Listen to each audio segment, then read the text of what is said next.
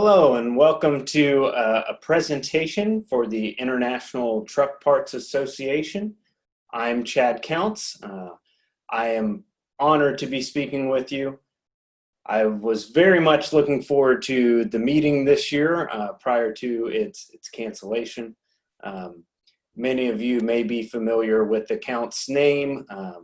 We have a good history in this industry of consulting and adding advice and training and equipping recyclers across North America and across Australia and New Zealand as well. We've enjoyed being able to be a part of the Greater Auto Recycling Association. We write many publications in this industry. We speak every year at ARA and URG, and so it's really an honor and a pleasure to get to be a part of ITPA this year. I very much was looking forward to meeting all of you, and so hopefully, working with Scott, hopefully next year, whenever the following conference is, I would greatly look forward to meeting all of you in person. In lieu of being there together, we're still putting on some material and presentation for you, so I hope you enjoy. I'm very much a conversational person, so if there's anything in this recording, in this presentation for you that isn't clear or you'd like to follow up on, I would love to hear from you. So feel free to reach out to me via LinkedIn, our Counts Business Consulting Facebook page. And we also have a podcast that's centered around sales, particularly used sales, but I think a lot of the topics are prescient and helpful for various selling, especially in the parts world. So that podcast is Let Me Talk to My Customer. It's weekly. We release it every Monday morning at 7 a.m. Eastern. So please follow there, subscribe, review, follow along with us. We'd love to have you as one of our audience members. Let me tell you a little bit more about myself and the company that I own and we run. We're Counts Business Consulting. We consult in a variety of capacities with recyclers, auto recyclers all across North America, Australia, and New Zealand. And that can be anything from developing management teams to hiring and training staff. It could be developing the P&L. It could be working on processes, any way that we can help the profitability and efficiency of a company we're involved with. A lot of times that's on a one-on-one basis. More and more these days it's becoming online. We do a lot of those meetings through Zoom or other apparatuses. We have a analytics tool called CBC Dashboard, and that gives us some data. We're able to tap into many of the inventory systems in the industry. It lets us advise based on the data straight from their source. With that data, we also lead 20 groups, profit teams, owners groups, whatever you are used to calling them. And that's really a great opportunity for us to get like-minded business owners from varying markets together and allow them to share their expertise, allow them to compete, and to continue to push them to be better. We found, I'm sure as you've seen, for many entrepreneurs and business owners, keeping that fire lit themselves often can be a challenge. And so having either another site or another company to compete with or to push advances in can be very helpful in developing your business. We train and develop management teams. Primarily, most of my time these days is working with sales managers. I often train employees that are being promoted into a position of sales manager. We typically meet either weekly, bi-weekly, or monthly, and we review numbers and we help them scale up. That way, as they're in a position and they're developing their skills, they're not overwhelmed. We can address the problems of the day and we can help them work through those solutions. But we've also been a party to management meetings, putting together procedures, putting together KPIs, helping develop an org structure within a company so that you guys are communicating and dealing effectively with the issues that you're facing. But mostly what we've been doing in the last 4 or 5 years has been training sales managers and salespeople. We do that every day. We're in companies every day where we are either training a salesperson one-on-one, we're leading the sales meeting for certain companies, and then we provide other trainings throughout the year.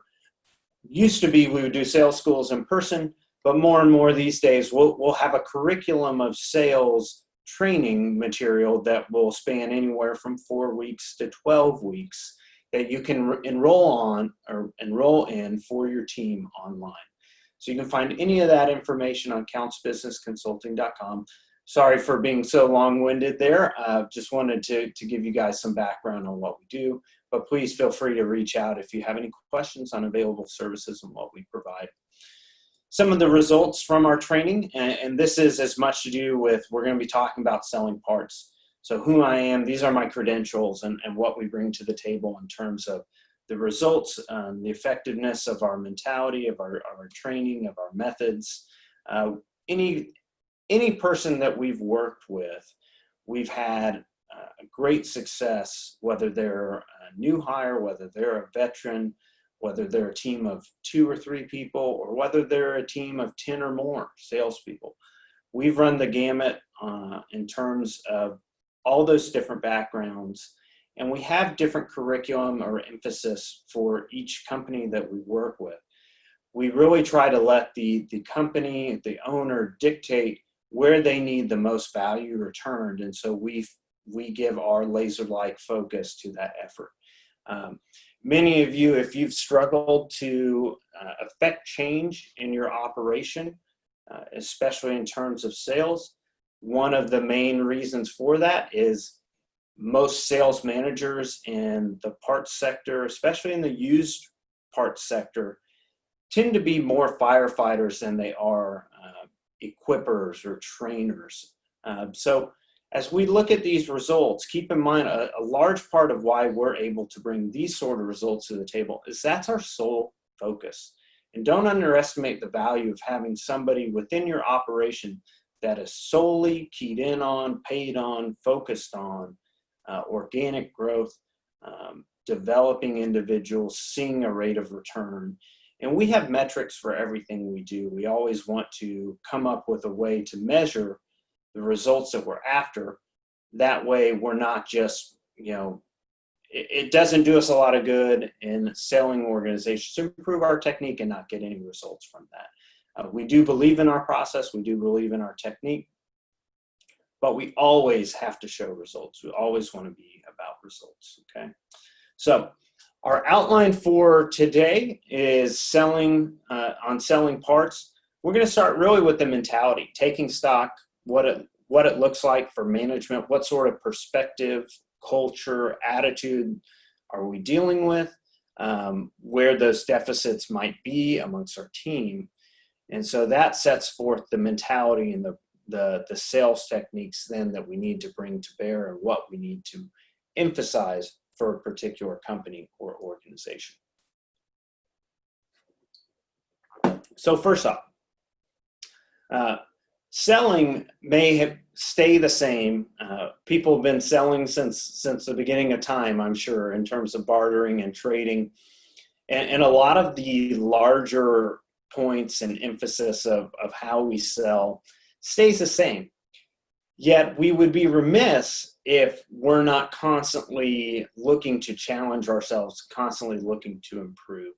I have yet to meet the perfect salesperson, myself included.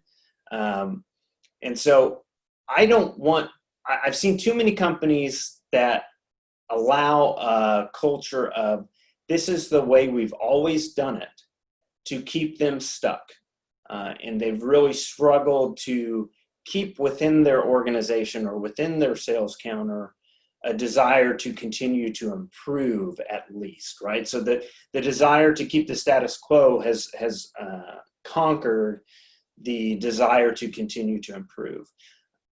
I always want to be mindful, and especially one of the benefits of these conferences and getting together is always seeing the opportunity of what's out there.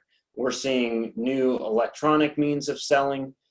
Chat is becoming a larger part of the ordering process and how we communicate with people, especially internationally.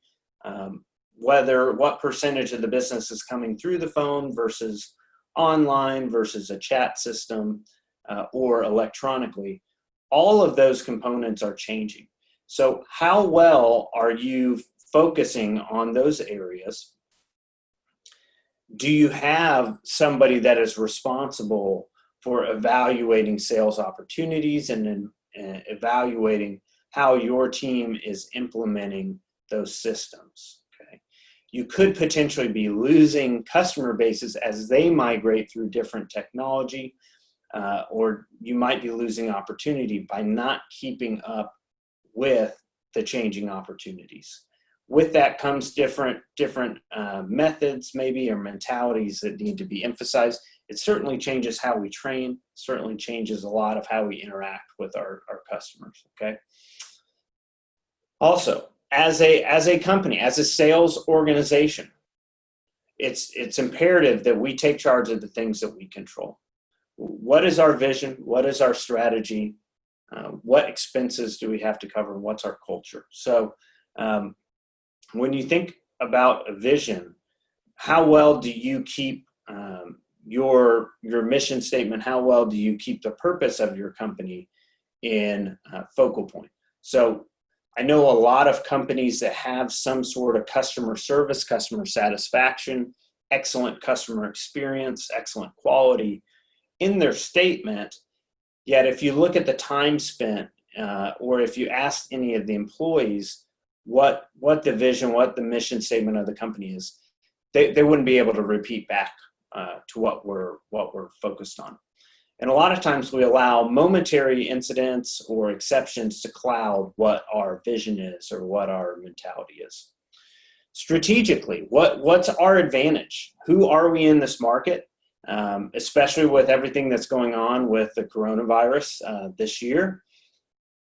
What are we doing that's different? What are we doing to be of more benefit or more help to our customers?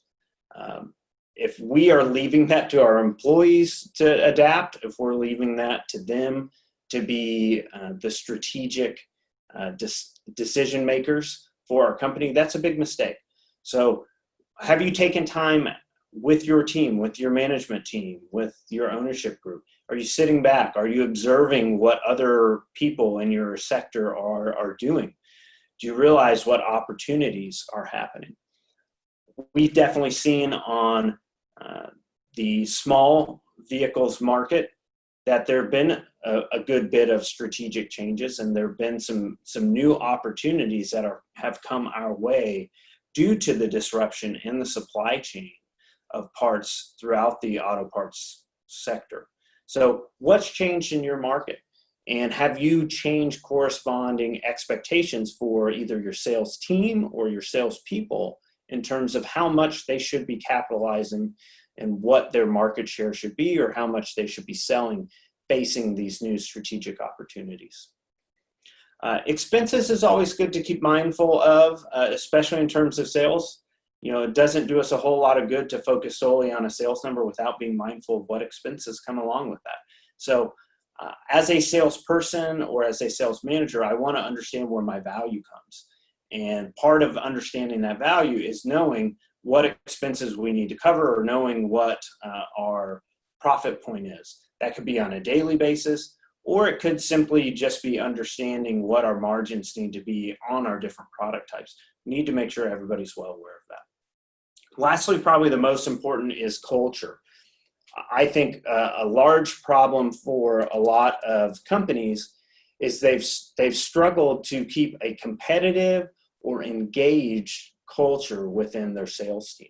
So taking the time to either have contests, to have relevant data points, to have meaning in their work is vital. It doesn't take a lot to do either, yet you can tell immensely the difference in productivity between a staff that is engaged, that is a competitive staff, not necessarily cutthroat.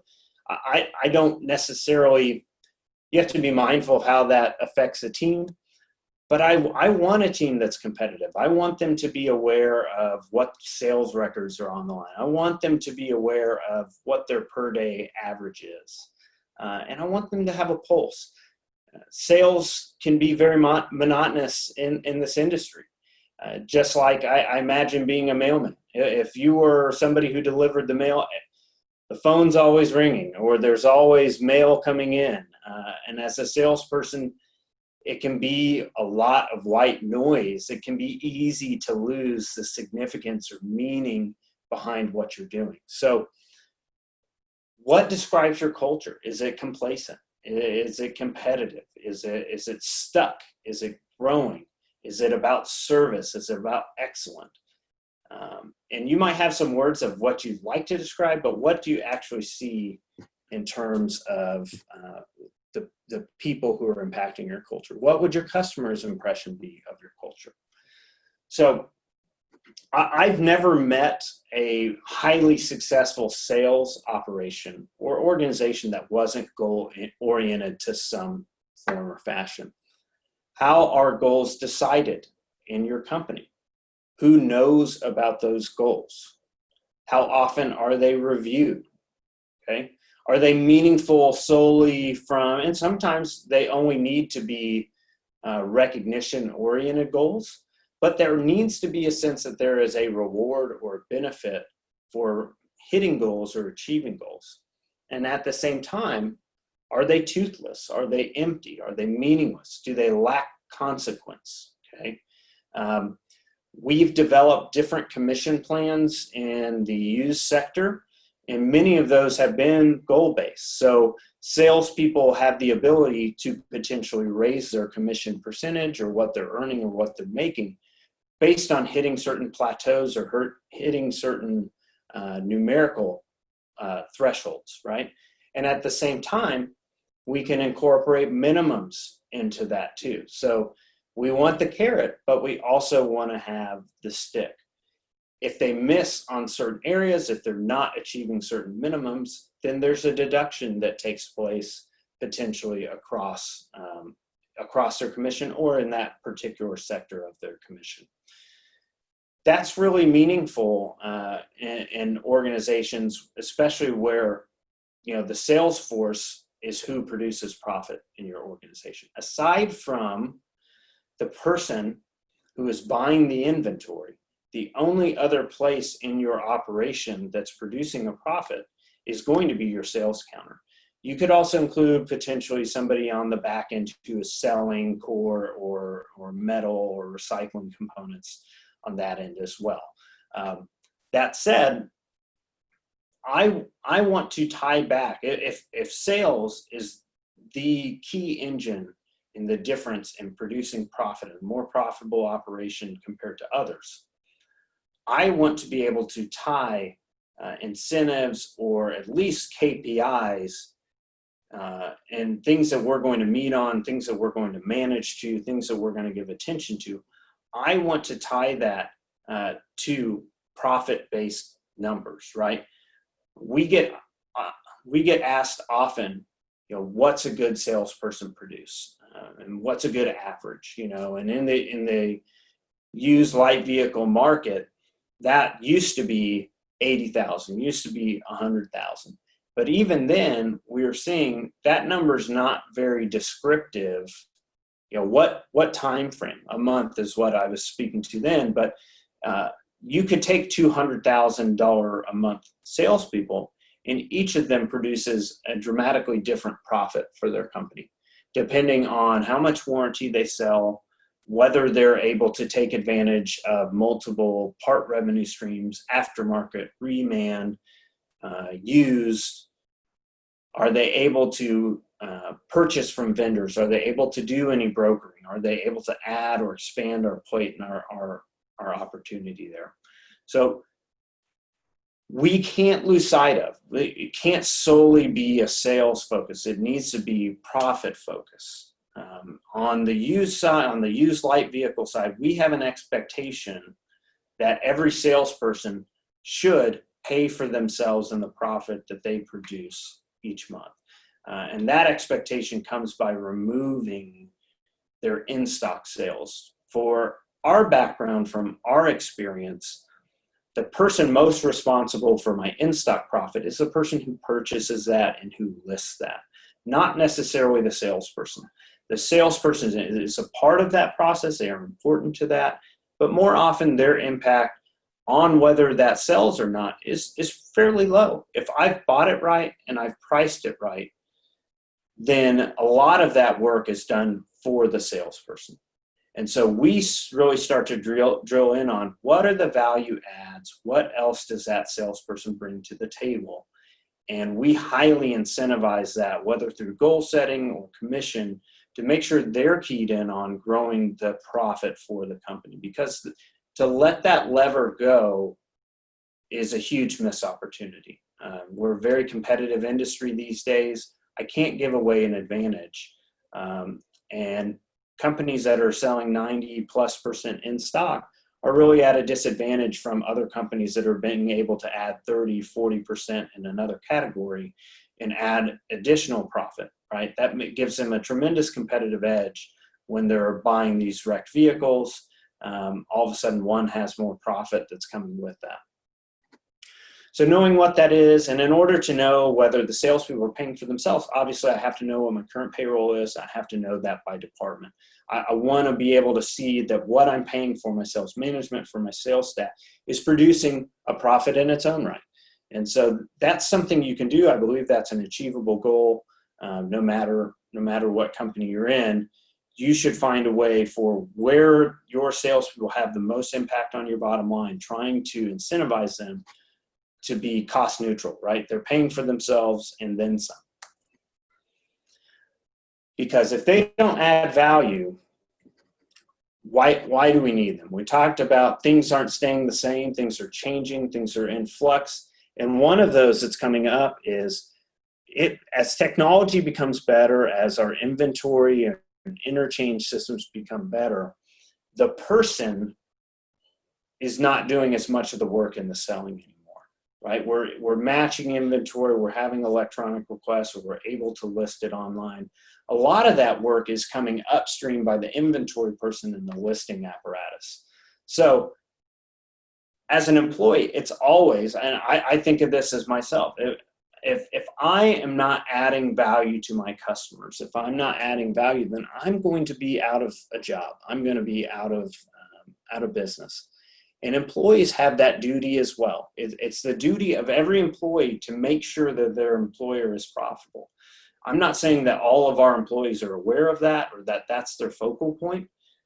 But to me, focusing on anything else is harmful, right? They need to understand the best way for them to secure their position is to help them secure the viability and the success and the survival of their current company. So in order to do that needs to be part of our conversation. And I found even when changing policies, changing different dynamics within a company, initially there might be some hurt feelings in terms of changing commission plans or putting in freight or delivery fees.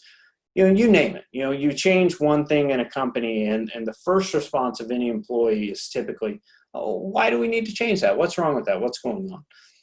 But typically by bringing them on board, I don't have to let them know everything, but making them a more informed and engaged employee, letting them know where their value comes from and what's most significant about their work typically is helpful. That opens the door for them then to make those key areas, those KPIs or those key performance measures. It allows them to focus on that as well. That gets us engagement, that gets us alignment, and then we're all pulling in the same direction. We're all able to add necessary value to the company. So if you're a salesperson listening to this right now, what value do you create? Are you aware of the value that you create? Do you understand the opportunities that you're given and how you and your performance can impact those opportunities? It's important for them to know their value. And it's also important to know, in some cases, what's their cost. Everybody might have the same opportunity, but that doesn't mean we're going to get the same result. We often say, if you're thinking of your sales staff right now, and you know you've got a big engine call coming in, right? It's one of your top ticket items. Who on your team do you want to get that call? That's opportunity cost, right? In a nutshell, right? So if we give salespeople 100 opportunities, the results are going to be widely varied. And so this is a key component to me, as opposed to just looking at numbers, right? Just looking solely at raw numbers, 100,000 or 200,000 or whatever they're selling in a month. If that person takes 3 times the amount of opportunities, let's say they do 150 searches or requests in a day, and they produce the same amount as somebody that's only doing 80 requests in a day, you know, that carries different weight, right? So what percentage can they close? What percentage of their invoices have warranty? Or what percentage of their invoices are expanded to add an additional part or additional service? If they are brokering or able to buy from alternative parts, aftermarket new, not their main revenue line, what type of profit do they generate? How much are they generating? You know, and then you can look at their production costs. You can look at their internal costs as well. What percentage of their orders are done correctly? What percentage of their orders are wrong? And what's their customer cost? Is this a person that is able to tie customers more to your company? Or are they only a salesperson that really the inventory sells itself? I don't see them generating secondary requests. One of the ways that we see this in the light vehicle market is if I am a salesperson that has a good reputation for delivering or developing repeat customers, I should see at least some increase in my out of stock search results, right? Customers should be calling me or reaching out to me whether I have the part or show the part or not, because they have a preference for me. So I'm sure we could dive deeper, and I'd be happy to work with any of you guys on that. Thinking of your team, if you gave them the same opportunities, what would make the most difference? What would be the value add in terms of being able to see, not just from a raw numbers, but who's making the most of their opportunities? Who's allowing themselves to grow and allowing the business to grow? So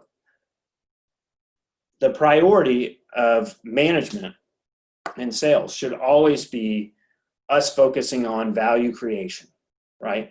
And if we take a larger part of that value creation thought and apply it and give it credit to the inventory person purchasing, and it's certainly going to be moving more that way, then that shifts the energy and time, I think, spent by most sales managers. The light duty, we are emphasizing as a manager, you have a big impact on your sales ability to create what we call organic profit.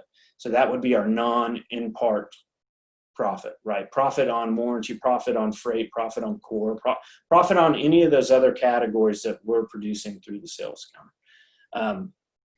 One of the major components of that has been to equip our sales team, either equip them through tiering other people's inventory, through tiering or getting access to use aftermarket suppliers, different supply chains. And I think that goes the other way too. If I'm somebody that's primarily doing aftermarket new or rebuilt parts, when we think of our customers, they don't come to us solely needing a part, right? When our customers come to us, they have a problem. That's the best way to think of it. That gives us the best opportunity to create value. So I'm not there just to sell Joe's rebuilt parts. That's part of what I do. That might be part of our brand. But if that person needs a rebuilt unit, how many of those customers would be interested in other alternatives, right? Maybe the new alternative, maybe the used alternative. Isn't it effective when you go to Amazon or when you go to Best Buy and there's a used option? Customers prefer to go to places that have more ways to meet their needs. And so as a manager, how are you focusing on giving your sales staff more opportunity, right? I want to key in on, how do I drive more searches? How do I drive more requests? How do I drive more customers to our phone lines, to our website, to engage with us, to our store? Okay.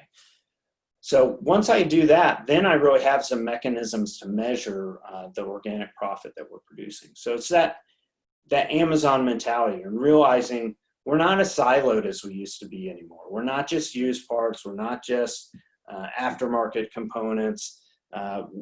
We are parts providers. We provide parts to solve problems for our customer. And so as much as we can be multifaceted in what we bring together for companies, or for customers, that's to our advantage, especially even partnering with other part suppliers, right? A lot of times we see that as competition. Well, we haven't seen that just because they called you and they said, you didn't have what they were looking for, doesn't mean they're going to call option C, okay? So being able to list and overlap and help each other grow market presence is a really valuable asset to be able to utilize these days. And the way inventory feeds work, there's a lot of flexibility and dynamics that we can get into to be able to improve those. So strategic inventory partners, who are you getting requests, or what type of requests are you getting that you could fill better if you had a better strategic partner or different strategic partner? Okay.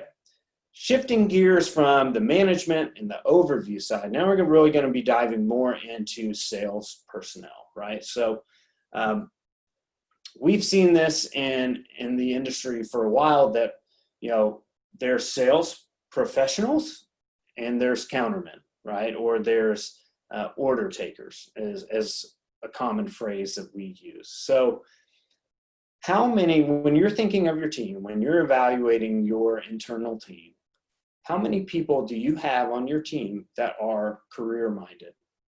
And how many people are there for an hourly or a flat rate? That's not to say that everybody needs to be commissioned or everybody needs to be on that level. I've certainly seen sales professionals, career-minded sales professionals that prefer the consistency of a base salary. But that said, they have a mindset of, I'm here for the long haul. They're not looking just for quick fixes or quick answers. They want to serve. They see their job more than just selling an item on one opportunity. They see it as taking care of a customer. So what we tend to see with salespeople that are really there as part of a job, when they look something up or they have a request from a customer, they either have it or they don't. There's not really any extra steps to dig deep or check additional inventory streams or inventory channel. It's very simple. They really aren't going to do any more than a web listing would, right? If you have it, great. You sell it, great. If not, don't really do anything. And they're not necessarily building up value, right? They're not talking about all they're not training themselves to understand the value that you add either in your QC department or in your testing or anything like that. And sometimes they're not even transaction focused. They're just there to answer the phone. I frequently see on sales teams that even experienced salespeople, they get focused on my job's really just to answer the phone, to make requests go away, as opposed to, no, my job is to take care of customers as best I can and as many as I can, and try and build those opportunities beyond just a singular transaction wherever possible. So you can see this behaviorally, you can see this in attitude. How early do they arrive? How quickly do they leave? What do they leave unfinished? What are they coming into work and preparing for ahead of time? Do they read any sales material? Do they ever come to you with ideas? Do they ever come to you with a thought on how to improve the sales process? Are they looking for new tools like a sales script, like a markup calculator? Are they engaging in this as someone with a career might be? Are they asking you for training? Are they asking you for resources to improve? And that makes a tremendous difference, especially anybody in this field. If you think about this from a career perspective, there is so much potential in this field. I look at many of the salespeople that have been in this 20, 30 years, and it's incredible. If you can convince them that they're there for the long haul, then every customer takes on a whole different meaning. When that customer has a problem, I view it as, oh my goodness, not what this particular issue is going to cost me in this single term, but what would it cost me to lose this customer for the next 5 years, for the next 10 years? And if I have staff that is career-minded, they're more likely to help us maintain customer retention, customer satisfaction. They're more likely to own what they're doing, to care about their results. They want to be measured, right? A career-minded person wants to see improvement. They want to see advancement, even if it's a reduction in credit percentage or increase in customer satisfaction score. They want to know that their work matters. They want to know that it matters for their customer, and they want to know that it matters for their company. How often, and this, every now and then we have career-minded people that cool, and all of a sudden for certain periods of time, they're just checking in. Right? Sometimes they're engaged and they're building a career, and then other times they come in, they're just clocking 8 to 5, right? So you need to continue to make sure that what they're doing matters and that they see that and that other people see that. Sometimes they just want self-recognition. Other times they want to be recognized amongst the staff, or they want to be recognized publicly to their family, to their friends.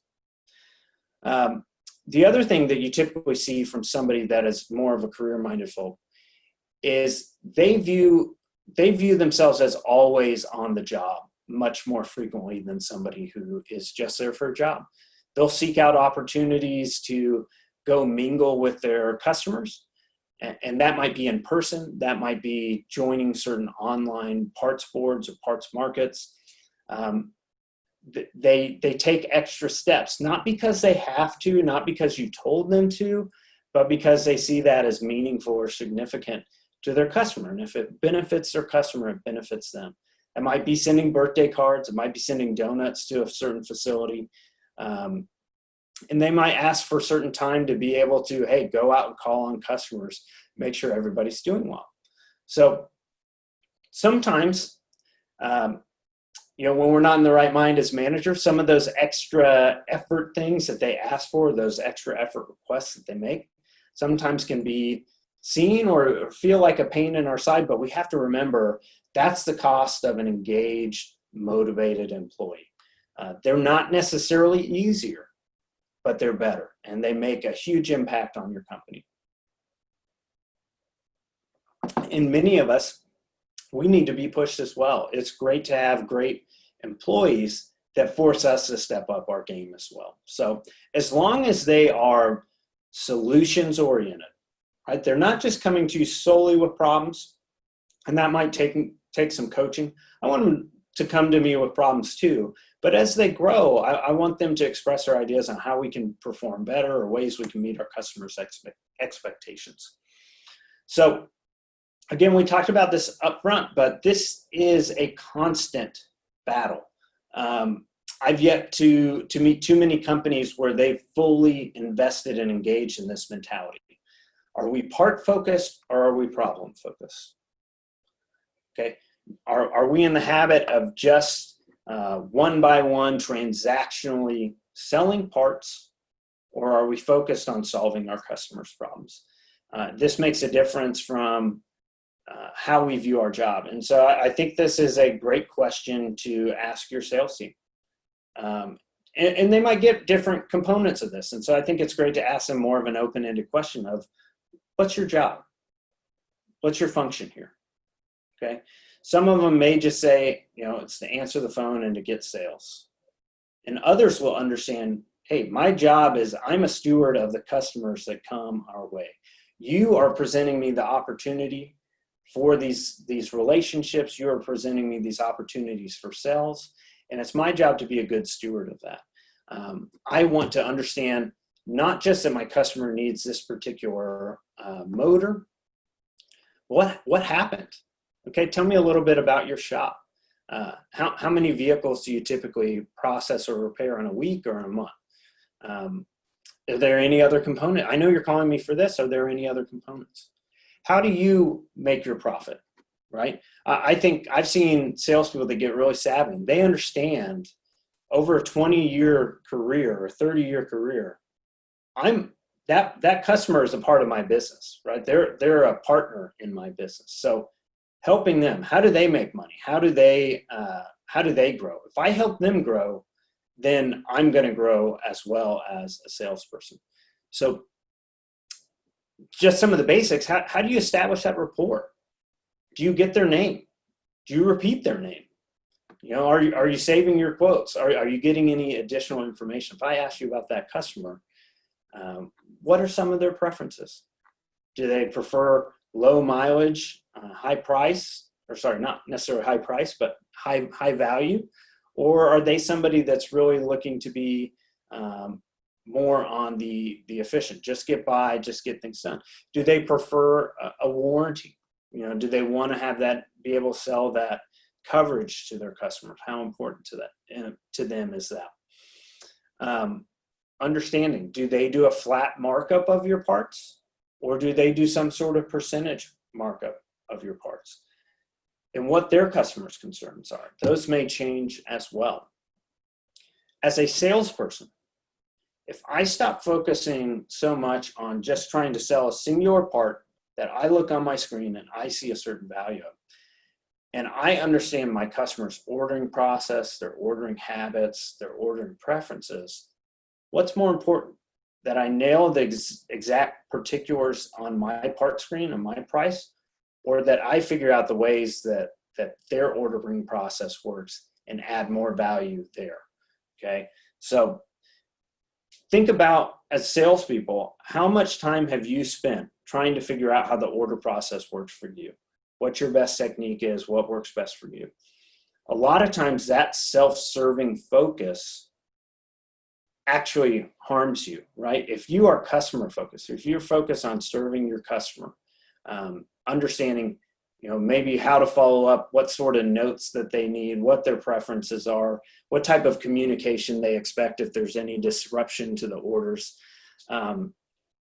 You want to be a part of their team. If I'm a salesperson, I say, hey, you know, I'm an extension of your team. I want to help you grow. If I help you guys sell more and get more jobs, then that benefits me as well.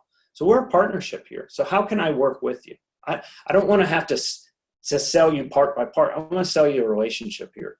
You know, how can we engage? How can we connect so that I can build your company and we can grow together, right? It's mutually beneficial. So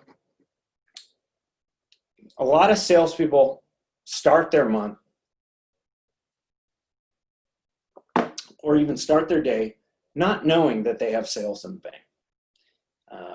If I am a professional salesperson and I focus on repeat customers, there's so much beauty in that. I know coming in, I've got orders coming today. Why? Oh, because Joe's out there and he's working and so forth is out there.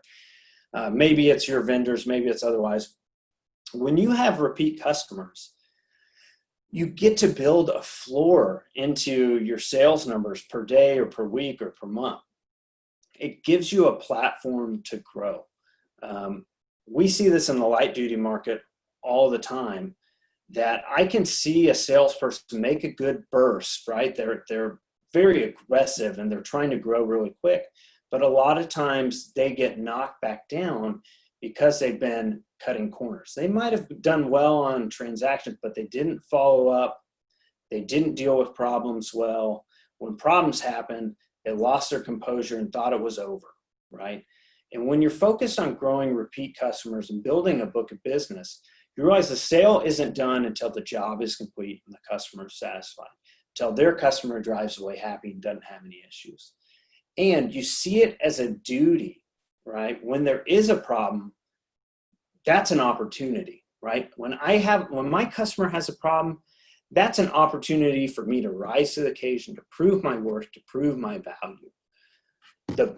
When my customer has a problem, that means more to me, not less. I think a lot of people in the parts world really struggle with that.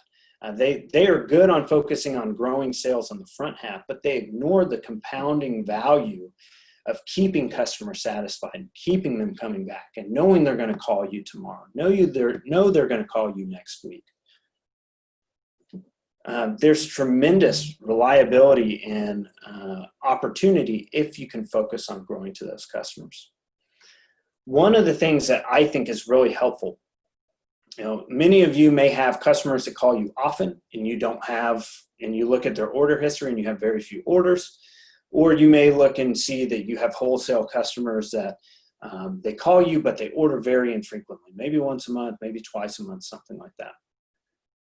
As a salesperson, I want you guys to step back, write those customers down. I want you to do some investigating. I want you to see what it's worth for you to make or convert that person as a repeat customer. How many vehicle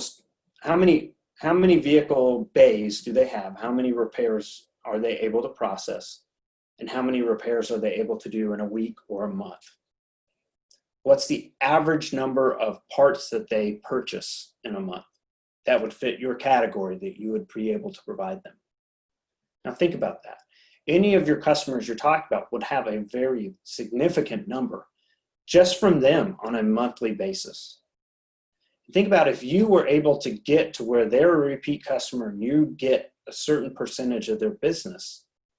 Now all of a sudden those sales growth and the sales results you're looking to have become so much more attainable because you know you're starting from a place that's ahead. But in order to do that, you have to be able to deliver for your customer. And not just deliver in a way that's meaningful for you, but delivers in a way that's meaningful for them.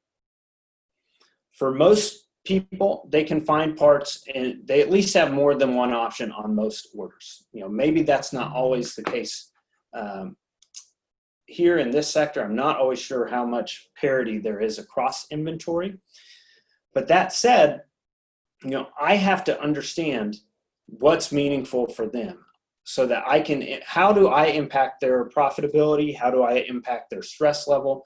And how satisfied or how do I impact their customer? And not just for myself, but how do I stack up against my competitors? How do I stack up versus my competition? Are you invested in their business? Do you view their business as your business? I think in some ways, we have pictures of our family on our wall in our cubicles or around our desks because that's who we're trying to build our business for. Think about this. What if you added images of your customers? What if you started to see the building blocks of your business, the building blocks of your book of business are your customer's business? And what do you do to make their business better? What do you do to make their business more successful? Have you ever had those conversations with your customer? You gaining that insight, gaining access to what really matters, aside from just having the part, is your door as a salesperson to unlocking, adding more value to them and more value to you. Okay, be customer focused, not self focused. You'll actually take better care of yourself by being other focused and focusing on the needs of your customer. So, in order to do that, some of the main considerations, main components, the deliverables that we have to bring to the table is availability. This is a challenge in every industry, especially in the light duty sector. You can buy and buy and buy till the cows come home, and you'll never have all the parts, right? We always are going to be out of stock a certain percentage of the time. That's just a fact of life. So finding ways, we go back to that manager segment. I want to find ways that I can make myself appear to have availability as much as possible. So if you take 100 requests from your customers, how many times are you able to say yes or satisfy that request? And then think about your peers. When you sample, or if you ever sampled other businesses, what percentage of the time are they able to give a quote? What percentage of the time are they able to say yes? Okay. you just have to be better than the competition, right? I want to be best in class in this area. Because I look at it this way: if you had to choose between a company that satisfied your needs and was able to offer you a solution 25% of the time versus 35% or 50%, which would you choose? If that was the only criterion, of course you're going to pick the one that can offer you the most. And the light duty sector, we have this mentality: I want to be able to offer a part 70% of the time. And part of the reason we put that out there is, it's very difficult. Salespeople rarely ever achieve that result. But I want to equip them with this mentality of, if we see it on the screen, that Amazon mentality, if we see that it's out there, that it's something that I can buy and it's something that I can offer. Because if I tell my customer no, right, this is part versus problem focus. If I'm focused on the part and I don't have it and I tell my customer no, out of sight, out of mind, it's done for me. If I focus on my customer's problem and they call for a part and I don't have it, I recognize my customer still has the problem. So if I tell them no, then I'm turning them to my competitor, right? I'm turning them towards somebody else potentially. Even if it's not directly in my sector, even if I'm a rebuilder and I say no, it doesn't necessarily mean they go to another rebuilder, but they go to somebody else, right? So I'm looking across all sectors. I want to be able to offer a solution to my customer to fix their problem as much as possible, because the more I can do that for them, the more valuable I am. Accuracy, both in terms of time frame, in terms of condition. Customers don't necessarily expect perfection, but they do expect to be given what they've asked for. And so having clear lines of communication, good inventory descriptions, at least internally, and giving your customers updates on any problems, right? So if I described it to you one way, we go and verify that the component is actually different or in a different state or condition. I give them an update. I want to make sure that I'm over-delivering, not under-delivering, right? I don't want to over-promise and under-deliver. That's a bad combination. And lastly, how consistent am I? Am I able to follow through 20% of the time? Or how often do I make good on what I say I'm going to do? You can build a more sustained business. You can build a better business by not trying to, I want to get all the sales I can, but I want to get all the sales I can do well, right? I want to do all the sales I can do correctly and guarantee that I'm going to grow going forward. Doesn't do you any good, especially in industries or sectors where, it's easy to lose customers. Customers can go away, have a bad experience. All of a sudden, I don't see them again. So new customers don't grow on trees. I've got to be able to deliver and show that I'm a capable person and deliver on meeting their expectations, exceeding their expectations time and time again. So, and that's why I say, we don't have to be perfect. And when our customer has a problem, even if it's a problem that's come from our team, I want to be seen as a person that steps up. I want to be available. I want to deliver. I want to step up for them to do my best to make it right. Okay, so this sounds simple, but that closing mentality is not something that a lot of salespeople in this sector maintain as well as they should. What are you paid to do? I get a lot of feedback from salespeople when I'm asking them to make changes, when I'm asking them to try this technique or that technique. Well, I got phones ringing. They're calling. I got 4 on hold. I'm stacked up. And we just go back to, what are you paid to do? Do you get paid by the phone call? Or do you get paid to close sales, right? So part of that's not a direct answer. Yes, the more phones you answer, over time, typically, for most salespeople, the more sales you will do. However, that does not equate to the most sales you will do or the best sales you will do.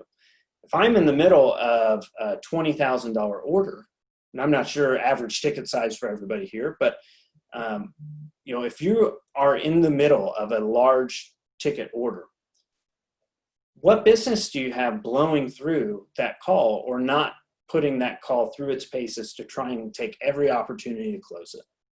I see salespeople all the time even on a sales opportunity that would be 50% of their day on average, and they just leave with a quote, right? They offer the part, okay, here's my number, here's my extension, call me back.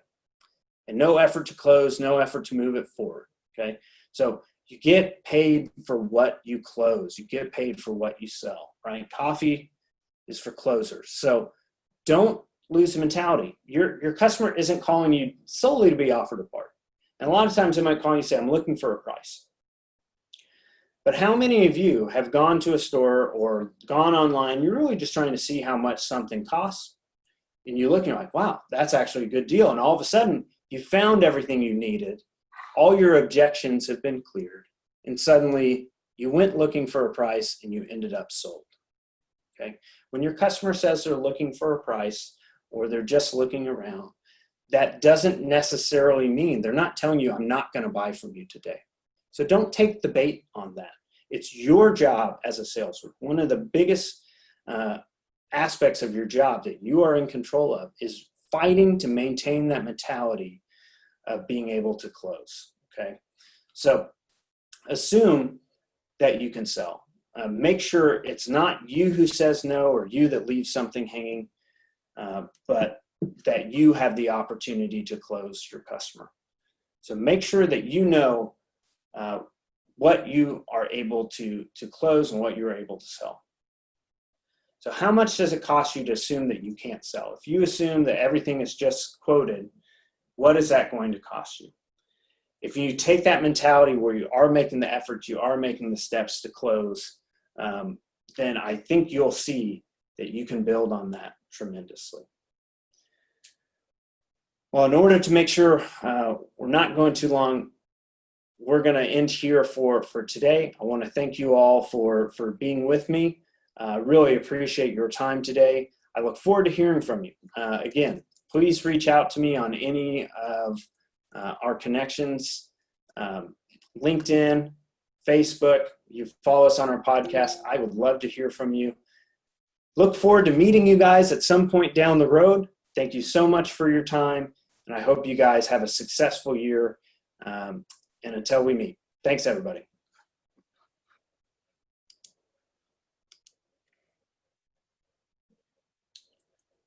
All right, so here is the standard that we utilize when determining whether we should ask for the sale or not. If you have ever offered a part, you have to ask for the sale, right? That shouldn't be possible. I mean, if you think about it, for you to make an offer to your customer to offer a part and for that to not immediately be followed by, and how would you like to pay for that? Or when would you like this delivered? Whatever your preferred close is, should accompany every time you offer the sale, okay? It's the biggest difference between salespeople and quotes people, right? If all I needed to do was have people quote parts, I could pay people a lot less to get the job done. So add that value.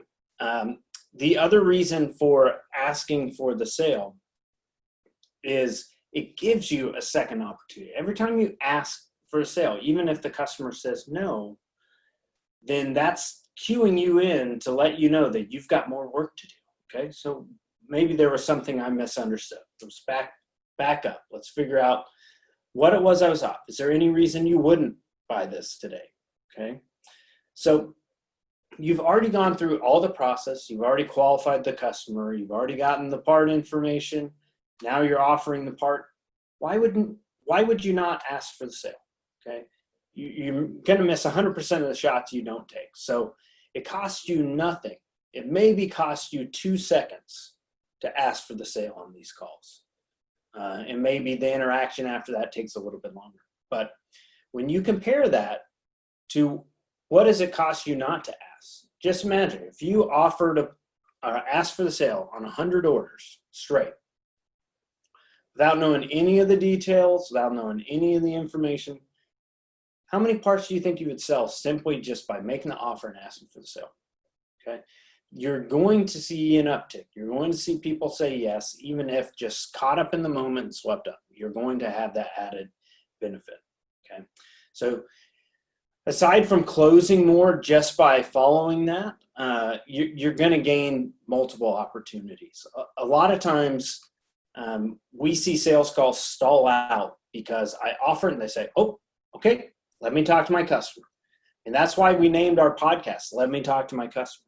Okay. I want to end with a question when I'm making that offer. This is the part I'm offering. Would you like to pay with a credit card, or would you like to open a charge account? I'm going to get a direct answer. Okay. So in any other industry, the standard is being prepared to ask at least 3 times. So just because you get a no, or you're not sure, or there's some hesitation from the customer, you still are going to give yourself multiple opportunities to understand. Okay, the more chances you get at it, the likelihood that you're going to succeed continues to escalate. I'm going to lose my voice here. Okay. Second one. There's no close without a question, right? It's not just letting it hang, letting it put out there. But the other side to this is if you are a salesperson and you are not asking qualifying questions, you're not controlling the call from when the customer comes on, what part are you looking for, what kind of mileage, what kind of warranty would you prefer, when would you like it delivered? If you're a salesperson, if you're not in the habit of asking qualifying questions throughout the process, the likelihood that you're going to ask for the sale drops off tremendously. I almost never hear a salesperson that goes through the whole process making statements. I never hear them ask for the sale. Okay, so get in that habit, asking questions early, and that way when you make your value proposition, when you make your offer of the part, you're going to be queued up to ask because you've been doing that the whole time. Okay. Here's some statistics for you on it, right? So customers are 5 times more likely to commit if they're asked for a sale. Yet, only 20% of salespeople are naturally good at asking for the sale. And I would say in the light parts sector, that's probably under 10% that are good at asking for the sale, let alone just asking for the sale, right? So what's it worth for you? I'm asking you to make a small change, something that costs you 2 to 3 seconds, a small tweak to your sales approach, and it's likely to have a 5 times greater impact on your sales. Okay. So why would you not do that? Maybe it's habit. Maybe you just need to practice, but more often than not, you need your manager, you need your coaching, or you need a team to hold you accountable to work on this. One of the reasons we don't do it is we just don't focus on it. We don't key in on it. So to set yourself up for this, you've got to put yourself in position to close, right? Whoever's asking the question controls the length of time of the conversation. They control the pace. They control the direction. And it also allows you to build when you're going to go for the close. So the technique we're going to talk about a little later is called trial closing. And the goal is I want to build on successive yeses so that I can get 3 or 4 yeses before I go for my ask. Okay, I'm increasing that likelihood that I'm getting that final sell by getting confirmation of the smaller components of the order. Okay, and smaller components, I mean the date, the mileage, the condition, anything like that. Okay, so I'm always trying to take control early on. That way I don't get lost in one of my customer stories, or hey, I just quoted them one part. Now they're asking me about a second repair, a second vehicle. And so I don't get the opportunity to close the other. If I'm asking questions, I get to stay in control. Okay. The reason why this is so impactful is every day is limited. Okay. I want to get better every day. I want to be improving every week, every month, improving my skills. But if we're not buying more inventory, or other things aren't changing in the back or in the country in terms of inventory opportunities, as a salesperson, what I can control is the pipeline coming to me every day. And so if I can go from needing, taking 2 interactions to close a deal, if I can close, let's say 30% more opportunities on my first interaction, let's say we still have the same number of calls coming in a day, all of a sudden I'm giving myself more calls because I'm not having to take a second call or second interaction on 30% of my opportunities. So going for the close is vital, not just for getting the sales now, but it compounds. It gives you more opportunity to deal with more inbound calls or to make other outbound calls that still need to be closed. If you procrastinate and let things delay, you're going to clog up your pipeline. You're not going to have as much opportunity as a day as somebody else. So if you close, let's say, 5 extra calls in a day, what's your average dollar per call? You free up 5 more calls to get to in a day, right? So look at it that way. Those numbers are there and available on most phone systems if you want to track that. Okay, so the trial close. Again, it's just like we were talking about before. This is a simple technique. And more than that, it's really a philosophy and mentality through the call. It emphasizes call control. It basically is completing, you can think of it as you're completing the order by question, right? It's almost like the drive-through mentality. Okay, what can I get for you today? Oh, you'd like this? Would you like to make it a combo or would you like the entree? Okay, what would you like to drink with that? I mean, we get fast food industry can execute the trial close better than most light duty used part salesmen. It's interesting. I don't know why that this gets away from us, but this is highly, highly effective. It kind of forces you into qualification.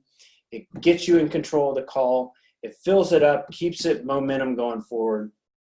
And then as you're asking these qualifying questions, it allows you to build that summary, right?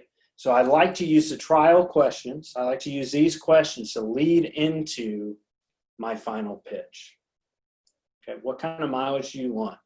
Do you want this part delivered? If I could find one with you for 100,000 miles, would that work? Oh, you want 100? You want it on Tuesday? Oh, well, looks like the best I can make is on Wednesday. Would that work for you?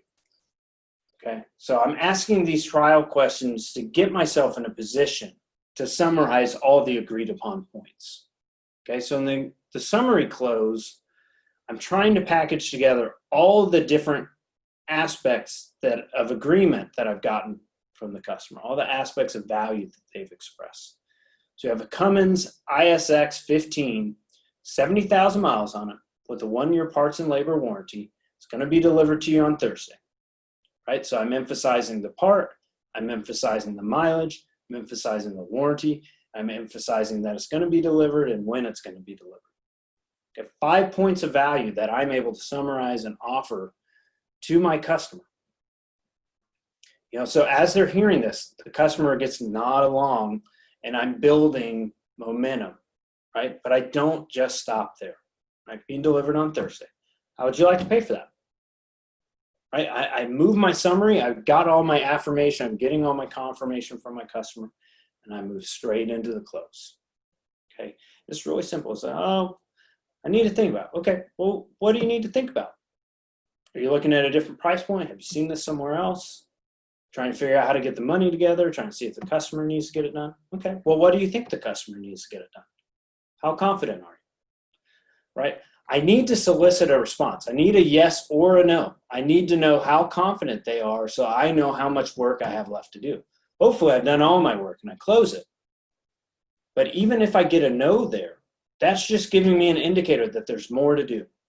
And you can always ask for clarification on that. That doesn't cost you anything to ask for clarification on that. So I'd be looking to use a trial close and the summary close in conjunction together. I think it fits almost all situations and it's highly, highly effective. It's one of the simplest ways for us to close deals. So that's a summary of our presentation for today, our time together. Hope you found that effective and informative. And if there's anything we could do better or any way that we could help you and your company in terms of providing value to your sales team, to your operation, profitability, whichever situation you find us in, I hope you'll reach out to us either on Facebook, LinkedIn, wherever you find us. Counts Business Consulting, or Chad counts. And even if you just want to give me feedback on the presentation or follow along on the Let Me Talk to My Customer podcast, greatly appreciate it. Thanks, Scott, so much, and the International Truck Parts Association so much for having me. I look forward to meeting you all. Thank you very much. Have a wonderful rest of the year. And let's keep selling and let's keep knocking it out of the park. Thanks, everybody.